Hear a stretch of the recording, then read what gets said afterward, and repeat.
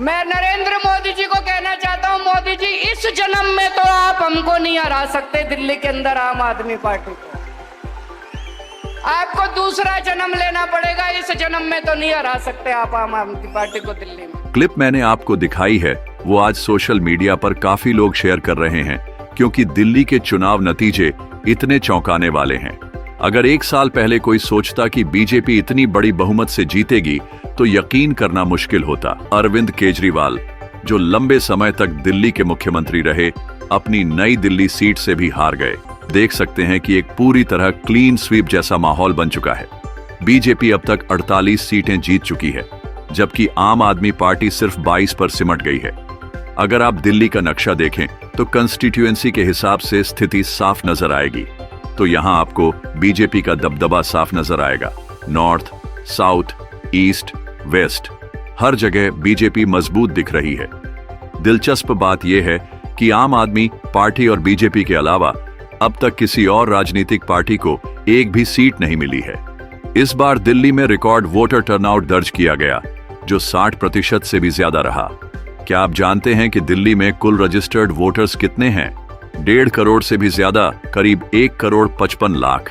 हालांकि दिल्ली की आबादी देखें तो यह 3 करोड़ से ज्यादा है, लेकिन चूंकि दिल्ली एक बड़ा शहर है और यहाँ नौकरियों के कई अवसर हैं, तो कई लोग बाहर की राज्यों से आकर यहाँ काम करते हैं। अगर आप दिल्ली की जनसंख्या देखें तो करीब 80% लोग हिंदू धर्म को मानते हैं, जबकि मुस्लिम आबादी लगभग 12.72% है। इस बार के चुनाव में दिलचस्प बात यह रही कि दिल्ली के कई ऐसे इलाके जहां मुस्लिम वोटर्स बहुसंख्यक हैं, वहां भी बीजेपी ने जीत दर्ज की।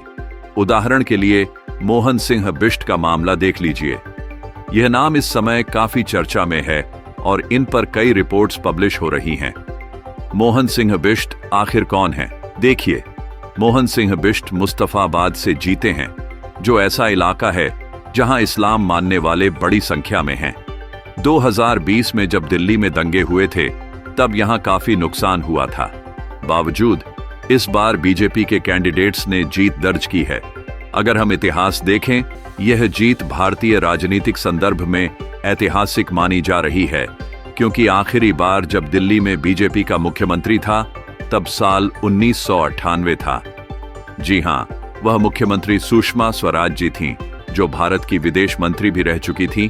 वह आखिरी बीजेपी मुख्यमंत्री थीं दिल्ली में। इसके बाद 15 साल तक शीला दीक्षित का शासन रहा।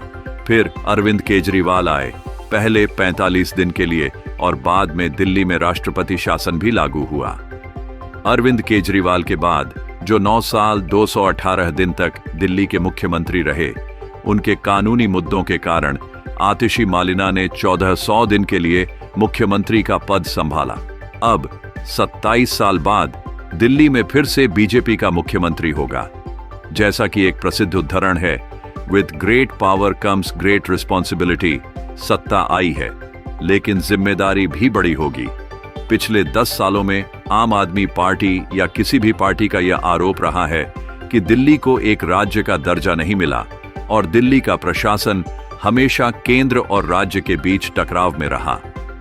दिल्ली एक केंद्र शासित प्रदेश है, लेकिन इसका सिस्टम बाकी प्रदेशों से थोड़ा अलग काम करता है।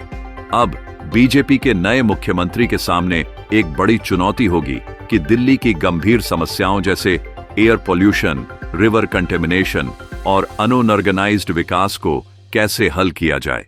दिल्ली, जो एक पावरफुल देश की राजधानी है, में अभी जो समस्याएं हैं, उन्हें देखकर आप कह सकते हैं कि कई देशों की राजधानी जो भारत से काफी कमजोर हैं, उनसे दिल्ली का हाल कुछ ज्यादा ही खराब लगता है।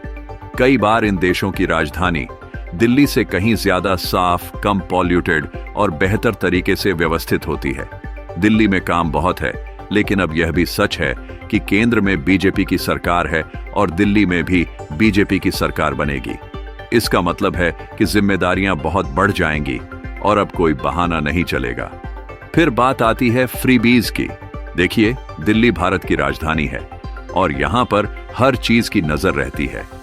यहां अगर कोई गंभीर अपराध होता है, जैसे मर्डर या रेप, तो वह पूरे भारत और दुनिया भर में सुर्खियां बन जाती हैं। दिल्ली में फ्रीबीज का जो कल्चर शुरू हुआ था, दिलचस्प बात यह है कि अब जब बीजेपी जीत चुकी है, वे कह रहे हैं कि आम आदमी पार्टी के तहत जो स्कीम्स चल रही थीं, उन्हें वे रोकेंगे नहीं, बल्कि उन्हें सुधार कर देंगे ताकि करप्शन का कोई मौका न मिले। साथ ही बीजेपी ने अपनी ओर से कई फ्रीबीज का वादा किया है, जैसे महिलाओं के लिए 500 महीना अलाउंस अंडर महिला समृद्धि योजना, सीनियर सिटीजन्स के लिए 2500 रुपए पेंशन और अटल कैंटीन की शुरुआत भी। अब दिल्ली में जो फ्रीबीज कल्चर है वह कम होने वाला नहीं है, बल्कि बढ़ेगा। भविष्य में देखना यह होगा कि क्या पूरे भारत में इस मॉडल को अपनाया जाएगा। दिल्ली के फ्रीबीज कल्चर पर काफी चर्चा हो चुकी है और अगर यह पूरे देश में फैलता है तो इससे भारत को एक बड़ा वित्तीय दबाव झेलना पड़ सकता है। यह सवाल उठता है कि दिल्ली में बढ़ते फ्रीबीज कल्चर से क्या दिल्ली को एक वित्तीय आपदा का सामना करना पड़ेगा।